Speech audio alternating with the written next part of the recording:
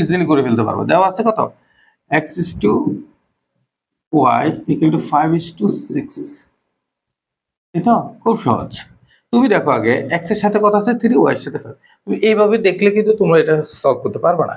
তোমরা এটা করতে হবে কি, এই যে এই ফরম্যাটে নিয়ে আসতে হবে 5/6।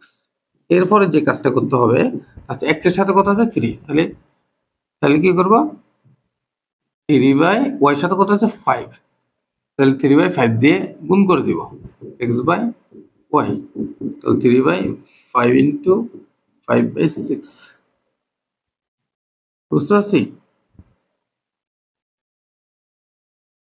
এরপর শেষ, 3x এখানে 5y, ও মাই গড, সমস্যা এখানে 3 দুগুণে 6, 5 দুগুণে 10, 5 5 কাটা 1/2, 1/2। তাহলে আমাদের আনসারটা ইজিলি চলে আসতেছে। দেখো কি, 3x = 5y = 1:2। এটা তো সহজ না, একদম ইজি একটা ম্যাথ।